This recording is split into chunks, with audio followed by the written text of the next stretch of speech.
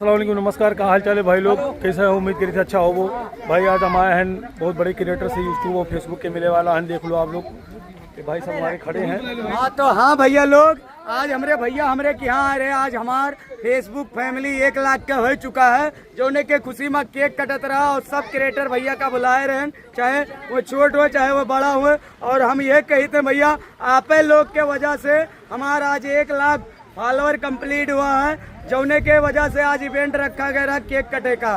तो इन आते अम्मा केक के लिए केक के लगे बैठी है भैया, दिखा दो वहाँ ले जाए क्या ए लगे का अम्मा बोलो कुछ। हाँ तो भैया लोग तैयार हो गया है 1 लाख प्लस का केक। देखा फॉलोवर्स आप लोग का जगह जगह आओ खाते थे, अभी टाइम आ जाए। आओ ना सब लोग आओ, नहीं तो वहीं से खा ली हो भैया लोग। मुँह बाओ खवाई खा लिया। तो राजकुमार भैया हमारे खड़ा है, बोल दे हो। हाँ तो भैया ऐसा है, आप लोग भैया का सपोर्ट करिए। भैया ब्लॉगिंग पर्पज से वीडियो बना रहे हैं। यूपी दबंग यूट्यूब पे है। यूपी दबंग चालू यूट्यूब पे जाके करके चैनल को बोला फॉलो कति खाली सब्सक्राइब करें, फॉलो नहीं सब्सक्राइब करें।